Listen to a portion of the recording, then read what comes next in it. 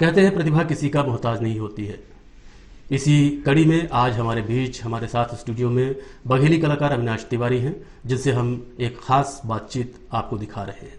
आज हमारे स्टूडियो में आए हैं अविनाश तिवारी, बघेलखंड के जाने माने कलाकार हैं, जिन्होंने विंध्य के क्षेत्र के लिए, बघेलखंड के लिए बहुत ही बड़ा योगदान दिया है। आप सब उनके वीडियोस और गाने यूट्यूब पर, सोशल मीडिया के माध्यम से देखते ही रहते हैं। तो आज वो हमारे साथ आए हैं अपने एक नए गाने को लेकर, जो उदित नारायण जी ने गाया है।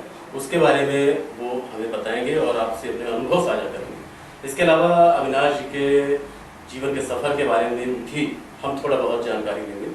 तो अविनाश जी, आपका हमारे स्टूडियो में स्वागत है। अविनाश जी, सबसे पहले तो हमारे दर्शकों को आप ये बताइए कि आपने अपने अभिनय की शुरुआत कहाँ से की और फिर आपका ये सफ़र किस तरह से लगातार बढ़ता गया। अभिनय की शुरुआत अपने रामलीला से की।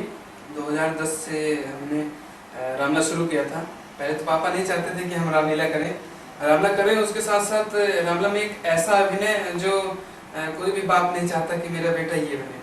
तो उस पर जोकर का अभिनय तो मुझे काफ़ी अच्छा लगता था। जब हम रामलीला देखने जाया करते थे तो मुझे लगता था कि जब जोकर निकलता था तो पूरी पब्लिक हंसती थी।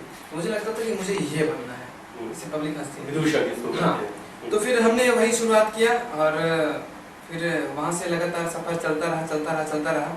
और सबसे बड़ी बात ये रही कि उस पर भी हम लोगों को हंसाते थे, तो बघेली में ही हंसाते थे। हमारा हमला भारत के विभिन्न जिलों में गया, विभिन्न राज्यों में गया, लेकिन हमने बघेली को नहीं छोड़ा, क्योंकि बघेली जो है तो हिंदी से मिलती जुलती है, तो समझ में आती है, भोजपुरी से मिलती जुलती है, अवधी से मिलती जुलती है, इसलिए दिक्कत नहीं हुई, लोग समझ जाते थे। फिर इसके बाद 2017 में हमने सोचा कि इसको एक रूप देते हैं सोशल मीडिया का, यूट्यूब वगैरह में कुछ करते हैं। तो एक मेरा गाना आया था बुढ़ऊ कलाकार, मेरे चाचा का गाना था वो, प्रकाश तिवारी का। उस पर मैंने अभिनय किया था एक बूढ़े का। वो गाना 15 जुलाई को हमने रिलीज किया, तब मेरा यूट्यूब चैनल नहीं था। उसके बाद हमने दोस्त के चैनल, अंचित के चैनल पे उसको रिलीज किया। अच्छा, उसका रिस्पॉन्स नहीं था, तब 5000 व्यू बहुत हुआ करते थे। उसके बाद फिर 17 जुलाई 2017 को हमने एक ऐसा वीडियो बनाया, ऐसे घर पे बिहार टापर उस समय फरार हुआ था। बिहार टापर और पेंसिलिन की खोज, ये बहुत फेमस हुए थे। हाँ, वही वीडियो मैंने दिन में बनाया और उसको रात में मैंने अपलोड करके सो गया फेसबुक पे। दिन मान जैसे सुबह हुई तो जैसे मैं जगा तो 40,000 उसके शेयर थे। तो मुझे लगा कि मैं सपना तो नहीं देख रहा हूँ। फिर से मैंने उसको देखा तो वो लगातार बढ़ ही रहे थे। और फिर उसके बाद जिधर भी जाओ तो हर कोई यही पूछता कि तिवारी पेंसिलिन की खोज को करी। ये लगातार चलता रहा। उस पे अभिनय ऐसा था कि लोगों को लगता था कि ये अभिनय नहीं है, ये रियल में ऐसा हुआ है। तो पापा कहीं भी जाते मार्केट साइड तो हर कोई कहता है कि कैसे अपना के लड़के को पुलिस वाले कह रखते हैं हम। तो पापा को तब नहीं पता था, क्योंकि पापा के पास तब वो वाला फोन नहीं था। पापा घर आके हमसे पूछे कि क्या करे है, हमने कुछ नहीं, कहीं जे नहीं थे, पूछा थी कि वो तुम्हें लड़के को पुलिस रखते हैं तो या। तो हम वीडियो देखा है पापा का, तो पापा खूब हंसी वीडियो देखे के बाद। इसके बाद फिर लगातार सफर शुरू हुआ। वहीं 2017 में लाफ्टर चैनल का ऑडिशन था, अक्षय कुमार जी वो कर रहे हैं, वो हम गए 4-5 राउंड में निकाल। फिर के बाद एक जने कहीं कि टीवी में दिखाए कहे, हम कहना कहीं फिक्स कर दे, हम कह नहीं। तो फिर के बाद कहीं कि 5 लाख रुपए लगे तो अपना टीवी में दिखाया लगा। फिर एक बार करोड़ों कमा, हम कहीं क्षमा चाहे थे। तो देखिए, इस तरह से जैसे अविनाश जी ने बताया कि मुंबई जाते हैं हमारे कलाकार और बिना तैयारी के जाते हैं। अविनाश जी तो रामलीला से जुड़े हुए थे और मंच से जुड़े हुए थे। कई कलाकार हमारे जाते हैं और बिना किसी तैयारी के मुंबई जाते हैं और वहाँ जो है तो बेवकूफ़ बनाया जाता है। अविनाश जी, आप जैसे ये बात कर रहे थे जी, और इसके अलावा आपके वीडियोस तो सभी देखते हैं, व्यक्तिगत जीवन में भी आपका बहुत अच्छा जैसा है आपने बताया। जी जी। अभी हाल ही में आपने एक उदित नारायण में आपके लिए एक गाना गाया है जो बहुत फेमस है, जल्द ही आपके सामने आ ही गया है, 27 तारीख को रिलीज हुआ है। उस विषय पे आप थोड़ा सा प्रकाश डालिए। जब मैंने काम की शुरुआत की तो मुझे लगा कि बघेली को लेके कुछ बेहतर से बेहतर करना है। और जैसे हम काम की शुरुआत अकेले की, लेकिन एक टीम बनाते गए, जोड़ते गए, और ये था कि कुछ न कुछ बेहतर करके देना है। तो पहले मोबाइल से शूट होता था, फिर कैमरे से, फिर ऐसे बढ़ता गया। उसके बाद बहुत सारी परेशानियां भी आई, कुछ लोग साथ रहे, कुछ लोग छोड़ दे, कुछ लोग ऐसा है ना। उसके साथ साथ मैंने कहा कि बघेली में एक फिल्म करना है, क्योंकि फिल्में ही भाषा के कदम को आगे बढ़ाती हैं। बिल्कुल बिल्कुल। क्योंकि आज साहित्य और सिनेमा ही हाँ, क्योंकि आज हम बात किसी आ भी गई। भाषा को अगर जान रहे हैं तो उनमें हमने फिल्में देखा है, गाना सुने तब तो जान रहे हैं। हम्म। तो यही एक सपना लेके हम चले थे। तो मैंने ये सोचा कि अगर कोई बड़ा चेहरा, कोई नामी चेहरा अपनी भाषा को, अपनी बोली को प्रमोट करेगा तो उससे हमारी भाषा का, हमारी बोली का विकास होगा।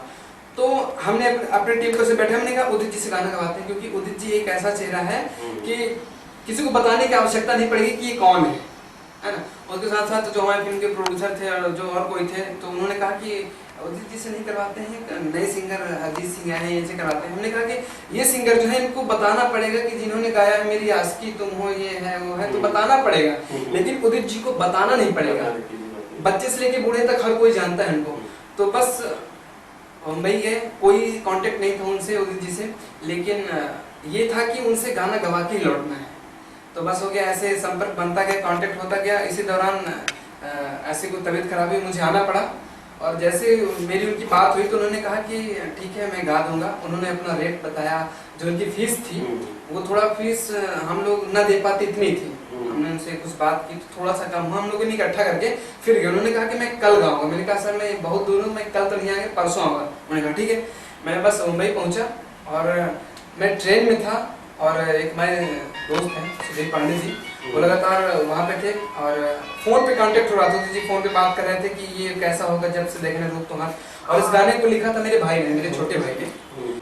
तो मुझे एक सपना सा जैसा लगा, क्योंकि इतना बड़ा चेहरा, इतना बड़ा सिंगर जिसको हम सुन के बड़े हुए, जिनके गाने हम लोग सुन रहे थे, वो बघेली गा रहा है, वो भी मेरे लिए गा रहा। तो एक अच्छी खुशी हुई। फिर उसके बाद मैंने अपने बारे में बताया, भाषा को लेके मैं जो काम कर रहा हूँ बताया, तो उससे बड़े प्रभावित हुए। और फिर इसके बाद उन्होंने गाना गाया, मेरी फिल्म दुल्हे चाहे मुंबई वाली का था। तो इसी दौरान ये था, कोरोना वोरोना ये सब लग गया, तो फिल्म में थोड़ा सा टाइम लग रहा था। तो मैंने सोचा कि दर्शकों को पहले से कुछ ये जो उदित जी ने गाना गाया उसको अपन उनके बीच में करते हैं। बस वही गाना मैंने शूट किया। मेरे साथ ये थी शैलू शर्मा जी, और सब ने अच्छा मेहनत किया। जो कैमरे के आगे थे उन्होंने भी मेहनत किया, जो कैमरे के पीछे थे उन्होंने भी बहुत मेहनत किया। और आज जाके गाना फाइनली कंप्लीट हुआ और उसको मैंने शूट यही किया क्योटी में। मेरा ये मानना था कि भाषा के साथ साथ यहाँ की जो धरोहर है उनको भी प्रमोट करना है, क्योंकि कोई भी चीज़ जब हम टीवी पे देखते हैं, मोबाइल पे देखते हैं, तो हम लोग सोचते हैं कि कल्पना करते हैं कि कहाँ की है। तो ऐसा ही था, तो बस हम लोगों ने किया और गाना आपने देखा ही है। और हम चाहते हैं कि हमारे जो दर्शक रूपी भगवान है वो भी देखें। और हम कलाकार जितने भी कुछ कर रहे हैं तो हम सब अपनी भाषा को, बोली को और ऑडियंस को लिए ही कर रहे हैं। बिल्कुल, हमारी शुभकामनाएं हैं कि अविनाश जी का ये जो गाना है बहुत आगे तक जाए, लोग पसंद कर रहे हैं। और शैलू जी, आप अपने इस फील्ड के बारे में, इस सफर के बारे में थोड़ा सा हमारे दर्शकों को बताएं। सबको मेरा नमस्कार। मैं यहीं से हूँ, रीवा से ही। और मैं सच बताऊँ तो मुझे इतनी मेहनत नहीं करनी पड़ी है जितनी अविनाश सर ने की है और बाकी लोगों ने की है इनके साथ।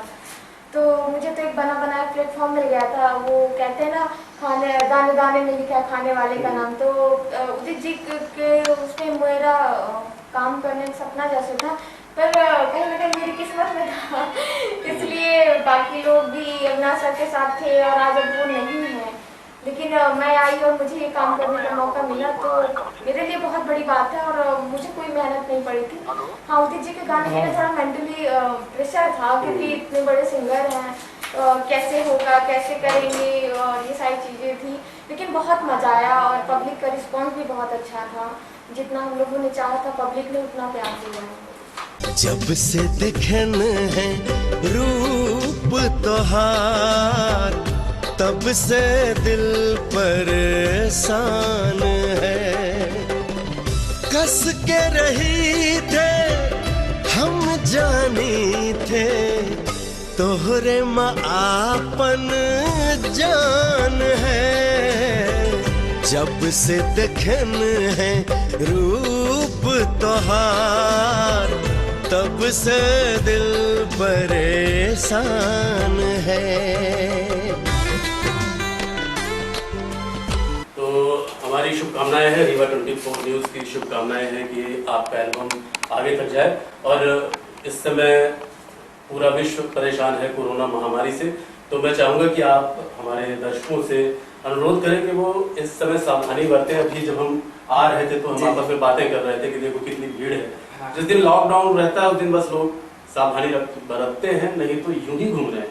तो मैं चाहूँगा कि आप दर्शकों से अपनी ओर से ये अपील करें, रीवा 24 न्यूज़ की ओर से, कि हमारे दर्शक क्योंकि वो रहेंगे तो हम हैं, उनके बिना हम आगे नहीं जा सकते हैं। तो अगर वो सावधानी नहीं बरतेंगे और लापरवाही करेंगे तो निश्चित तौर पर नुकसान उठाना पड़ सकता है, और वो नुकसान पूरा देश, पूरा समाज उठाएगा। कहीं न कहीं लापरवाही की वजह से कोरोना अब शहर में और गांव में दस्तक दिया है। पिछले साल जब जैसे जनवरी में ऐसा लग रहा था कि विदेश में है, लोग हल्के में ले रहे थे, फिर इसके बाद देश में आया, उसके बाद लोग कि यहाँ तो है ही नहीं, फिर इसके बाद प्रदेश में आया, बोले यहाँ तो है ही नहीं, इसके बाद जिले में आ गया, बोले यार जिले में है, इसके बाद गांव में आ गया, अब घर घर आ रहा है। तो कहीं ना कहीं लापरवाही है। और जैसे लॉकडाउन लगा देते हैं, सब कुछ बंद हो जाता है, लोग अपने घर में रहते हैं, उस दिन लगता है कि कोरोना राउंड पे निकला है तो लोग इंतजार कर रहे हैं। उसके बाद फिर सोमवार को, मंगलवार को, बुधवार लोग ऐसे घूमते बिना मास्क के। मैं ये कहना चाहूंगा कि आप अपनी उसी भाषा पे, उसी स्टाइल से बोले, ताकि ये दर्शकों को अच्छा भी लगे और संदेश भी हमारा पहुंच जाए। हम यह कहा कि ये जो मुंह तोपे वाला है, ये जो मैंने लगाए है, जो एक मास्क कहा था एक हमसे अपना अपन नकुआ और मुंह मुदे रही, अब बीच बीच में सैनिटाइज के जाई, और कोरोना से अपना तवे बच सके थे। जब मानी कि सामने वाले को कोरोना है, अपना उससे दूरी रही है ना, तवे कोरोना से बचा जा सके। नहीं तो यह जो लगातार बढ़ रही है, कहो ना कहो हमें जिनकी लापरवाही की वजह से बढ़ा है। ठीक है, अगर पुलिस डंडा लेकर खड़ी है तो सोचो, जैसे होत कार है कि जैसे पहले पुलिस को देख के आदमी हेलमेट लगा लिया था, यह मैं के समय पुलिस को देख के मास्क लगा लिया था। देखिए चलो हम पुलिस से जल्दी जल्दी मास्क लगा लें, कुछ लगा लें, रुमाल लपेट लें। ऐसे कौनो काम पुलिस को दिखावे खातिर नहीं करेगा। अपने अगर अपना की चिंता नहीं है तो अपना घरे परिवार की चिंता करी। कि अगर मान ली कि जो मैं अपना लगातार घूम रहे भाग रहे बिना मास्क के, तो मान ली अपना का भगवान करे अगर हो जी तो फिर पूरा घर चला जी ना, क्योंकि जो महामारी है तो संपर्क माए से फैलल है। ऐसे बची, अपना बची, अपने परिवार का बचाई, है ना।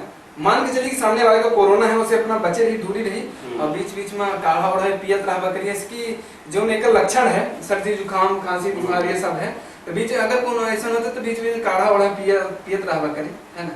बिल्कुल। तो कोरोना में यह न हो कि तुम रोवे वाला न रह जाए, तो सब रहे, सब साथ रहे, हंसी खुशी में। बहुत बहुत धन्यवाद अविनाश जी, शैलो जी, आप हमारे स्टूडियो में